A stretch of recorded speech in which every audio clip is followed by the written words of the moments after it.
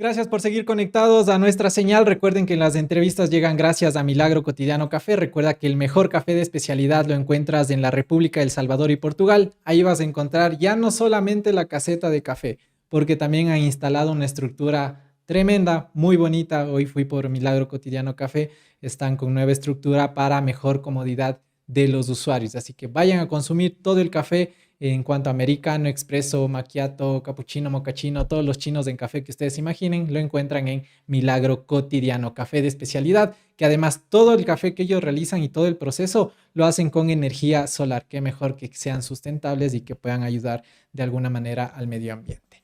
Dicho esto, vamos con mi primer entrevistado. Se trata del señor Marcelo Espinel. Él es subdirector de la Fundación Ciudadanía y Desarrollo y es un gusto poderlo tener por acá. Marcelo. Jeff, ¿cómo estás? ¿Cómo estás?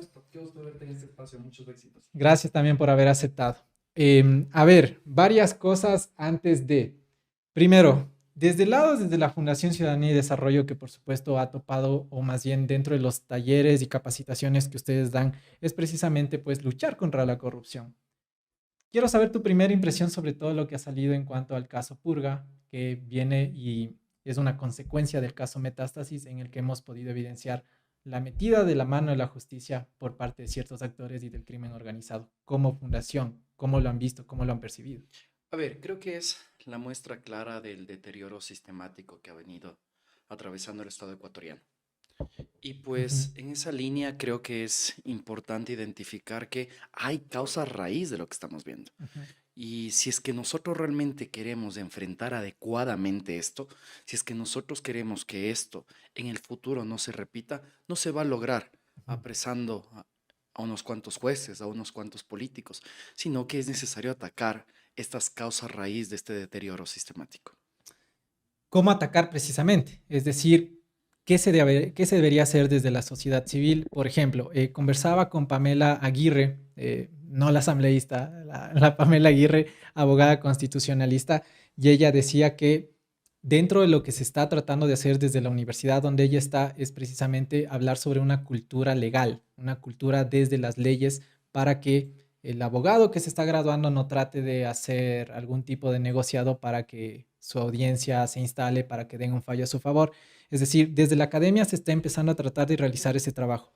Desde el otro lado, desde las fundaciones, por ejemplo, ¿por dónde empezarían el trabajo? Es lo mismo y es súper interesante porque estuve justo en el evento la semana pasada. Lo Ujú, estaba presentando Pablo Alarcón y él habla de la cultura de la legalidad. ujú, Y es algo muy bueno que se empieza a hablar de esto porque, ¿cómo te lo puedo explicar, mi estimado Jeff? En Estados Unidos esto tiene otro nombre, se llama enforcement. ok. Y a la larga es que las instituciones, así como los individuos, cumplan con la ley y ya está. Es decir, que tratemos de no darle las vueltas a la ley de cara Ujú, a que todo funcione mejor. ujú, Y desde la fundación lo que nosotros siempre hemos venido promoviendo es el Estado de Derecho. Y es parte de esto, es decir, que si existen leyes, si existen procedimientos que están determinados en la Constitución, en cualquier otro instrumento, tiene que respetarse. ujú. Y eso hace que se le diga al presidente de la República que respete la ley, así como al ciudadano al momento de, por ejemplo, conducir su vehículo. Es decir, todos tenemos Claro. una responsabilidad en el Estado y que no tiene que ser eludida. El momento en el cual tú le ves, por ejemplo, a una autoridad pública incumpliendo con la ley y sin tener ningún tipo de consecuencia al respecto, tú como ciudadano, ¿qué dices? Bueno, si es que la autoridad lo hace, ¿por qué yo no? Ujú. Entonces, promover esta cultura de legalidad es el camino de cara a tratar de que las cosas funcionen bien. En esa misma línea, Jefferson, la semana pasada me invitaron a la Asamblea Nacional a dar mi opinión sobre colocar más requisitos para poder ser candidato a la Asamblea Nacional y asambleísta. Es algo que también se ha criticado, ¿no? Realmente el tener mayor requisitos ayuda a tener mejores asambleístas, porque lo que hemos visto, asambleístas que tienen títulos, PhDs y demás, involucrados en casos o escándalos de diezmos, por ejemplo. ¿Cómo procesas eso? O sea, ¿cómo haces que un asambleísta realmente tenga las cartas credenciales para realizar su trabajo? A ver, y esa misma línea es lo que quería comentarte hace un momento. Las instituciones actualmente no vigilan quiénes son los candidatos. Los partidos políticos no hacen procesos de depuración para poder filtrar a aquellos representantes o candidatos que pueden ser cuestionados. Ujú, Entonces, en esa línea tú puedes poner una gran cantidad de requisitos, pero mientras las instituciones no cumplan con su labor, esto no va a funcionar. Y lo que poníamos de ejemplo era, no sé si tú recuerdas del caso, por ejemplo, de el alcalde de Guayaquil, Aquiles Álvarez. Nosotros presentamos este informe de ingresos y gastos de campaña y Aquiles había reportado cerca de $50,000 de ingresos y $25 de gastos. En el caso de Cristian Zamora era algo Ujú. similar, una buena cantidad de ingresos y gastos que no superaban los $50.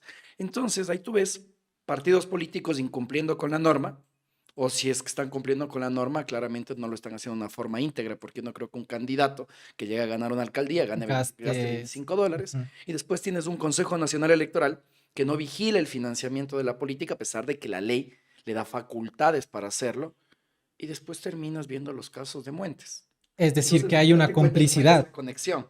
Entonces, el partido político que no funciona, Ujú. el Consejo Nacional Electoral que no funciona, y llega un individuo que es poco ético, poco íntegro a ocupar un cargo de poder, como es el caso de Muentes, y después desde ese cargo comienza a influir en la justicia. Y ahí tenemos una de las causas raíz. Ujú.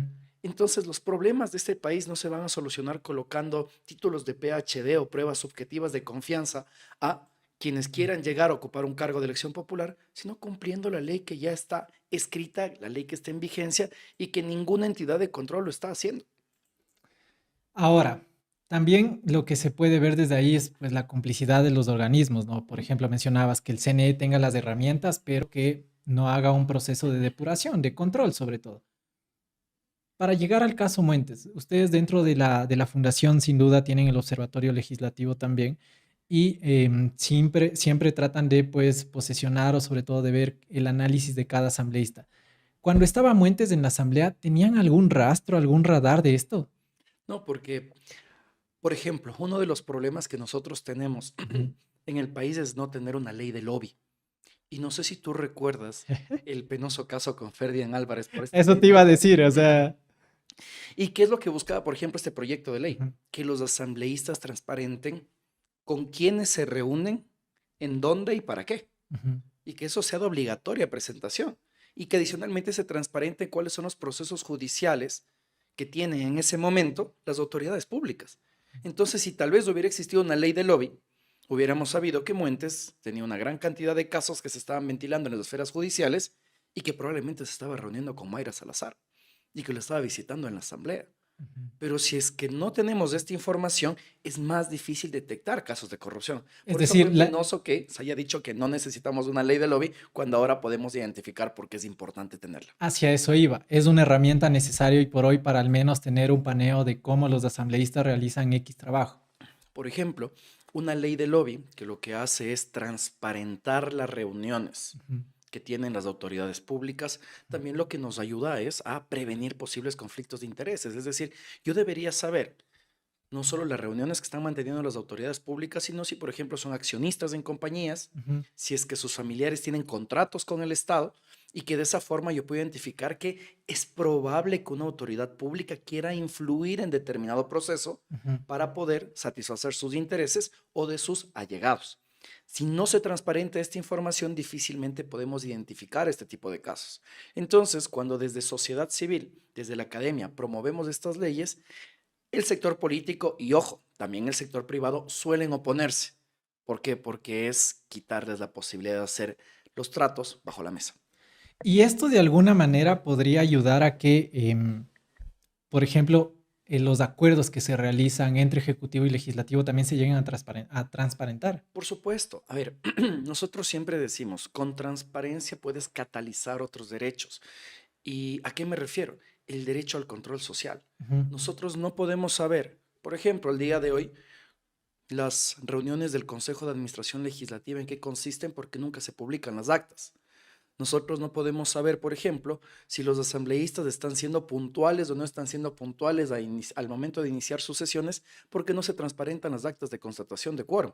A eso Y te iba lo a mismo preguntar. sucede con el Ujú, Ejecutivo. ujú, ujú, Tú debes recordar que incluso meses atrás mi colega Mauricio ujú. estaba apoyando a un medio de comunicación digital para poder pedir la agenda de visitas a Carondelet. Ya, Y cuando pedimos esta agenda de visitas a Carondelet, que necesitábamos el libro de visitas para saber ujú, quiénes estaban visitando a Guillermo Lazo, claro. nunca se entregó la información. Entonces, mientras nosotros tengamos un Estado opaco, no solo en la Asamblea, en el Ejecutivo, en las alcaldías, estamos abriéndole la ventana a la corrupción. Con transparencia podemos tratar de evitar eso. Ahora, claro, creo que ese es uno de los puntos importantes para al menos tener un sondeo de en qué situación estamos como país. Pero más allá de eso, es decir, hoy por hoy, ¿por dónde se debe empezar a atacar? ¿Por qué? Porque ¿qué es lo que hemos visto ahorita? Que claro, la Corte Provincial del Guayas estaba tomada totalmente por ciertos actores y por ciertas personas. Estamos también viendo cómo estas influencias incluso escalaban y, por ejemplo, lo que leíamos hace poco en el tema de Mayra Salazar, incluso de hablar de una posible trata de personas, tal vez, de ponerle precio a X presentadora de televisión para ciertas personas. ¿Por dónde empezar a atacar entonces? Ahí hemos hablado, por ejemplo, de la cultura de la legalidad, hemos hablado del tema de la ley lobby, pero enfocados en la justicia, ¿por dónde? A ver, yo creo que en el tema justicia hay un grave problema y es que el diseño institucional del Estado ecuatoriano se ha vuelto permeable a la corrupción. Ujú. Tú tienes un Consejo de la Judicatura que no funciona y hay que Claro. decirlo como es. Y el Consejo de la Judicatura, para mí, conceptualmente, tiene un error. Y es que el Consejo de la Judicatura únicamente debería dedicarse a adquirir bienes y servicios de cara a garantizar el servicio a justicia. Pero los procesos de designación, evaluación y destitución de jueces no pueden estar a cargo de una entidad que no funciona, de una entidad que es corrupta. Que lo hemos visto, ¿no? Con los vocales que salieron Vocales censurados. involucrados en procesos de corrupción. Ujú, Y ojo, no solo son los vocales. ujú, ¿Qué sucede con los funcionarios que no están haciendo adecuadamente su trabajo? Porque, ojo, nuevamente refiramos al caso Muentes. ujú. Se utilizó a la judicatura para promover un juez que falló a favor de Muentes y para dejarlo estancado en el cargo al que no estuvo de acuerdo con eso. Y para eso necesitas a la unidad de talento humano de la judicatura. Pero Entonces vamos, hubo un funcionario ujú, que aceptó hacer eso. vamos más arriba. El caso de Juan José Morillo, cuando, según lo que él dice, que el presidente de ese entonces, Guillermo Lazo, le ha pedido que gestione el tema de un fallo a favor de Guadalupe Llori Exactamente. para que siga en la presidencia. ¿Cómo llegas a atacar dentro del poder? Exactamente. Y yo creo que ahí esa es una muestra más que, y ahí volvemos Ujú, al otro que siempre has hablado. ujú, ¿Quiénes designan a los miembros del Consejo de la Judicatura? Tú tienes un shampoo ahí dentro de la designación porque ujú, vienen ternas de todo lado, viene el representante del defensor público, de la Fiscalía, de la Corte Nacional, ujú, incluso desde la Asamblea Nacional la terna que mandan al CPCCS. ujú. El proceso de designación de autoridades de control no funciona. ¿El Se creyó que CPSSC debe ser eliminado? ahí vamos, sí, yo creo que sí. Yo creo que el CPCS debe ser eliminado. Yo Ujú. creo que es importante discutir seriamente al respecto del diseño institucional ecuatoriano.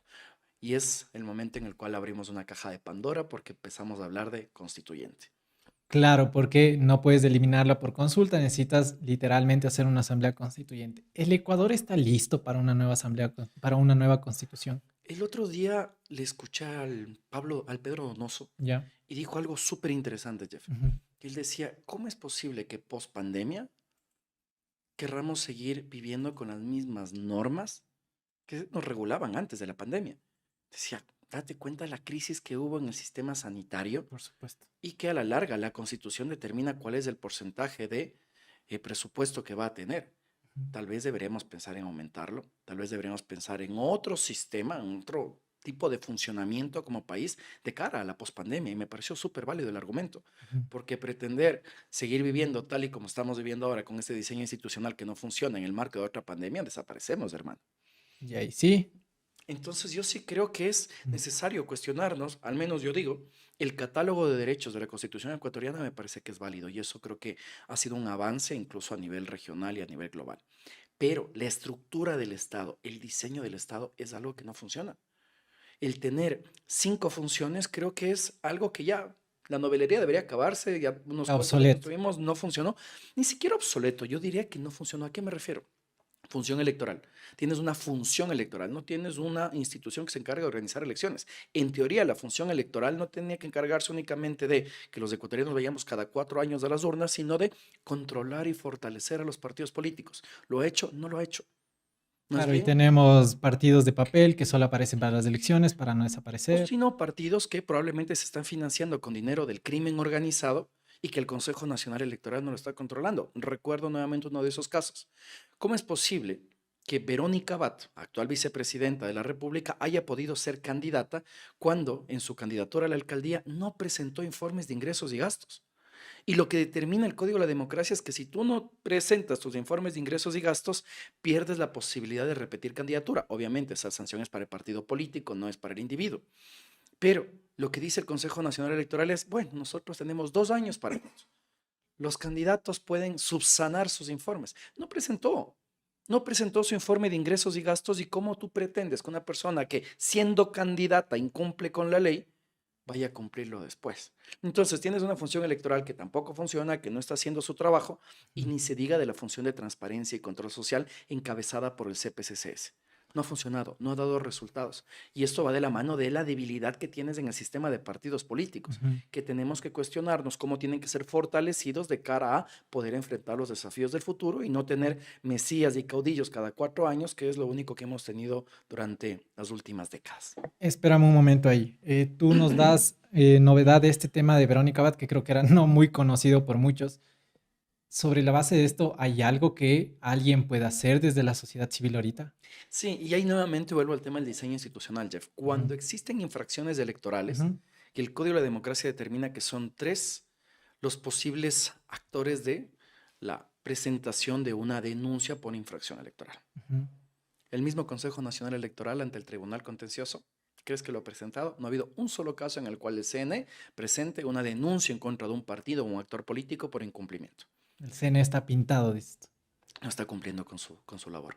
Yo creo que Oye, le debe mucho al país. y sobre ese punto de buscar, o más que buscar, de ver y evidenciar infracciones electorales, por ejemplo, ¿cómo ves el caso que ha llevado adelante Juan Esteban Guarderas, por ejemplo, de una presunta infracción electoral por parte del alcalde Pavel Muñoz? Yo creo que es válido y me pareció bueno que en este caso, pues, el Tribunal Contencioso Electoral haya determinado una sanción Ujú. en contra del alcalde Pavel Muñoz. Pero si nos ponemos a identificar todos los casos en los cuales las autoridades Nos quedamos sin nos alcaldes. quedamos sin autoridades en el país, ¿por qué? Porque no tienes Ujú, una función electoral ujú, nuevamente que esté controlando. ujú. O sea, tú deberías, por ejemplo, hicimos este ejercicio de vigilar ingresos y gastos de campaña y no solo revisamos cuáles son los reportes que presentaron los candidatos, Ujú. sino que también mandamos a nuestros jóvenes líderes, que son parte de la red de jóvenes de anticorrupción, a que estén presentes en los cierres de campaña. Entonces, claro, por ejemplo, en el cierre de campaña de Aquiles Álvarez, claramente no se gastó $25. Pero ¿quiénes deberían estar en esos cierres de campaña viendo qué es lo que se gasta, qué es lo que hay y qué no hay? El Integrantes del Consejo CEN. Nacional Electoral. Y no están presentes. Y si lo están, claramente no están haciendo su trabajo. Porque justo recuerdo, ¿te acuerdas de este caso de los candidatos al CPCCS, los de la Liga Azul? En el cierre de campaña de Aquiles Álvarez estaban entregando unas hojas volantes con las fotos de los De los candidatos Allen de la Liga Azul, Vergueras, de claro, que Abraham decían, Verduga. estos son los candidatos de Correa. Oye, antes de que se me escape el tema de Verónica Abad que mencionaste, por lo que tú mencionas, y si es que alguien llevara este proceso adelante, ella puede ser destituida de su No, función. en lo absoluto, porque la sanción no es esa. Si ¿Cuál es es que la sanción? la sanción en este caso es al partido político que no pueda presentar candidaturas en la siguiente elección. Que sería mover que ya no Amigo, existe y Libertad Puebla. exactamente. No, no, pero ojo, era cuando ella era Ella era candidata a la candidata alcaldía. que era amigo. Exactamente, que era candidata por amigo.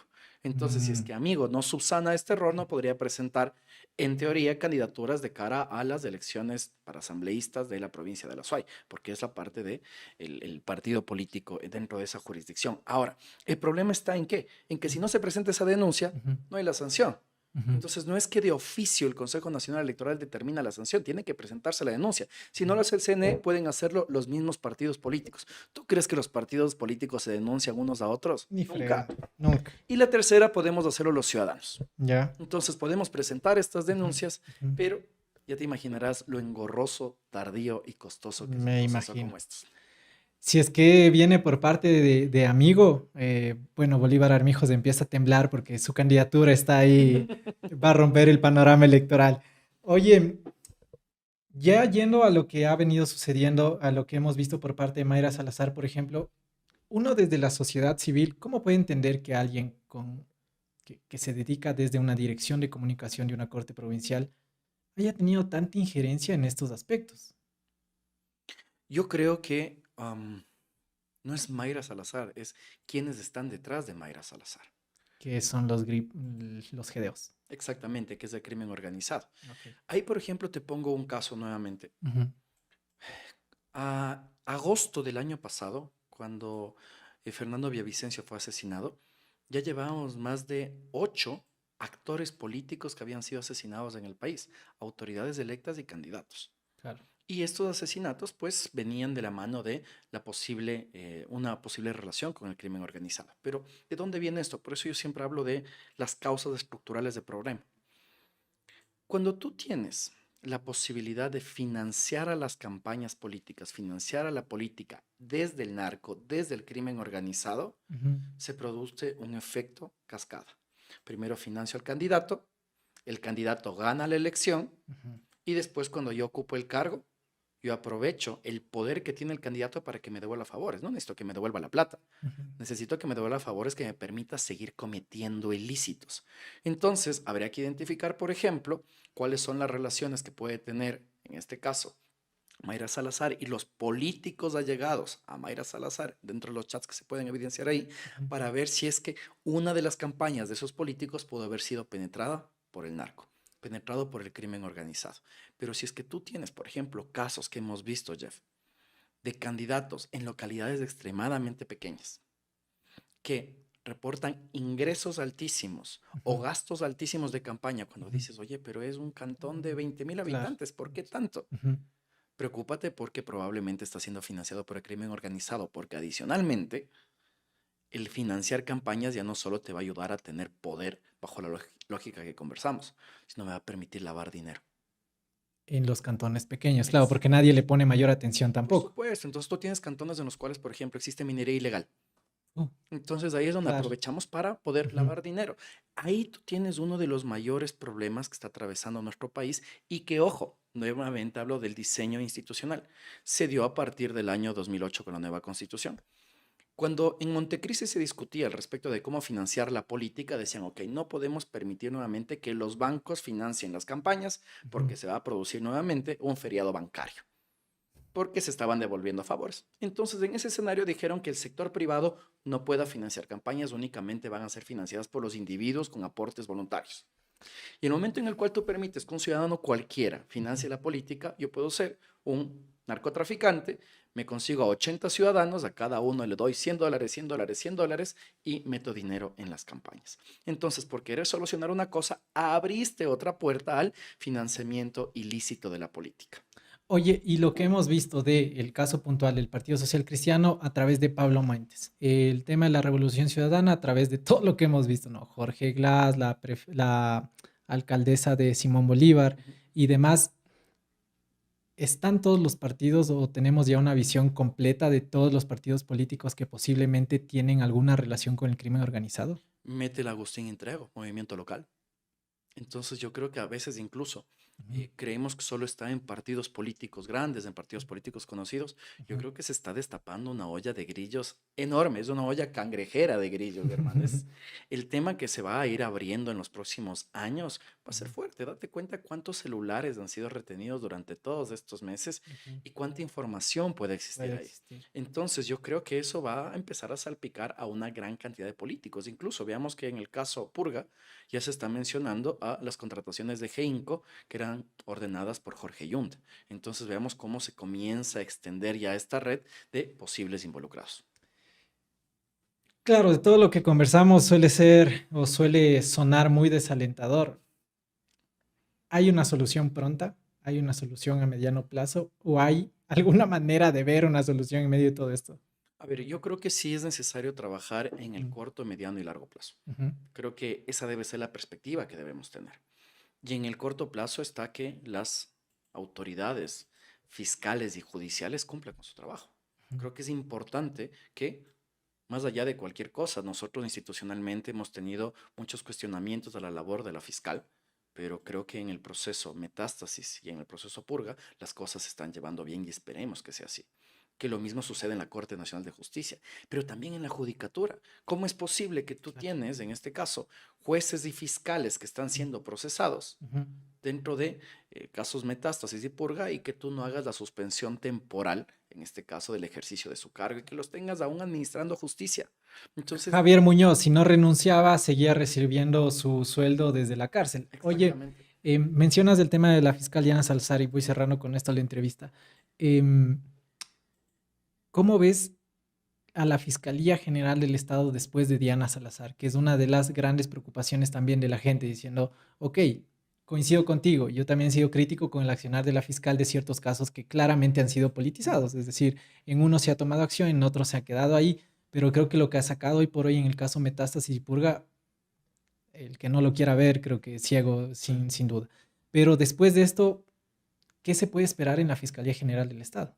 Bueno, a Diana Salazar ya se le está acabando el tiempo del Claro. periodo para el cual fue Mm. electa. Habrá que ver si es que ella va a buscar tal vez postular nuevamente para continuar en la fiscalía. Ella puede hacer eso. Por supuesto, Ah, la ley le mira tú. determina. Ahora habrá Que que ver si quiera. es que ella quiere hacerlo, Exacto. porque también recordemos quién está a cargo del proceso de designación de la fiscal, el Consejo de Participación Ciudadana. Que hoy por hoy tiene mayoría, ¿quién? Ya, No ok. se sabe, o sea, Claro, realmente no se sabe y claro. no debería ser así, No debería. porque conceptualmente el Consejo de Participación Ciudadana es ciudadano, no debería responder a intereses político-partidistas, pero los ingenuos que creyeron que eso iba a pasar, Ahí pues está. ahora pueden observar que ese invento que nació en un laboratorio de la democracia llamado Montecristi, Ujú, pues no ha funcionado. ujú. En esa línea, pues también habrá que identificar algo que creo que necesitamos como país, Jefferson, y es pasar de las personas a las instituciones. ¿A qué me refiero? Independientemente de quién esté en la fiscalía, eso Debería, debería funcionar. claro. Independientemente de quién esté en una alcaldía, en una presidencia, en una prefectura, las instituciones son las que a la larga trascienden. Pero no funciona así. ¿Quién No tenías funciona antes así. de Diana Salazar? Tenías fiscales como Galo Chiriboga, Ujú. que no respondían al poder de turno, Carlos Bacamancheno, que no hizo las mejores gestiones. Ujú. Entonces, ¿cómo fortaleces la institucionalidad? A ver, creo que son dos cosas ahí. La Ujú, primera, volviendo al origen, y es ujú, cómo funcionan estos procesos de designación de autoridades. ujú, Y ahí tenemos que regresar a ver nuevamente al CPCCS. ujú. Pero en segundo lugar, sí es necesario que hablemos nuevamente de esta cultura de la legalidad. Si es que tú tienes, independientemente de quién sea que llegue a la fiscalía y cumple con la ley, o aquellos que lo rodean lo obligan a cumplir con la ley, las instituciones funcionan. Ujú. Pero si es que tú tienes nuevamente un fiscal o una fiscal que va a empezar a hacer sus investigaciones direccionadas a la carta, una Asamblea Nacional que fiscaliza igual a la carta, o un presidente de la República queriendo tratar de dar órdenes a la fiscalía o órdenes a los jueces, esto no funciona. Entonces, si es que nosotros queremos realmente tener institucionalidad en el Estado ecuatoriano, requerimos que las leyes sean claras y que se las respeten. Ojo, lo que te estoy diciendo es súper etéreo. Ujú, ujú. Son cuestiones extremadamente conceptuales y nosotros lo reconocemos, pero es el único camino a seguir, porque si no, vamos a seguir esperando estos mesías cada 4 años que vienen y hacen lo que les dé la gana. Y que ya vemos los resultados en un par de años de cómo se evidencian las decisiones. Oye, Marcelo, cerrando y agradeciéndote por tu tiempo, después de todo lo que hemos visto, después del hablar de las instituciones, de cómo han sido cooptadas por distintos grupos y demás, la pregunta que se le hace a un candidato, y te esta vez te la hago vos desde una fundación, ¿el Ecuador es un país gobernable o no mismo después de todo lo que hemos visto? Tal y como nosotros tenemos el país al nivel institucional, no es gobernable. Yo sí Ouch. creo que eh, prácticamente lo que nosotros tenemos en nuestra constitución al Ujú. respecto de cómo son las instituciones, quiénes la integran y cómo funcionan, hace que esto no pueda caminar.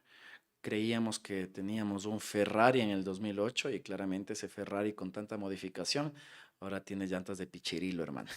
Y mientras eso sea así, no va a funcionar. Así que sí creo que es necesario hacer reformas profundas Ujú. y ahí volvemos a lo que tú decías hace un momento, en el mediano y en el largo plazo para tener instituciones que funcionen.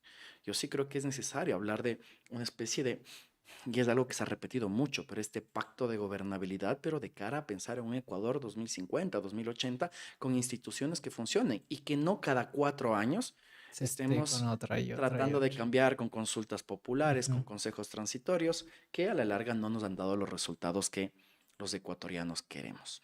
Bien, creo que ha sido importante pues lo que hemos podido escuchar desde una de las voces que hace un análisis interesante y que también ustedes pudieron escuchar. Marcelo Espinel, subdirector de la Fundación Ciudadanía y Desarrollo. Marcelo, Qué siempre es gusto un venir gusto. allá. A los Listo. tiempos, A los tiempos. literalmente. Aquí ya tenemos más. No, mentira. Aquí ya te, Se puede, dice.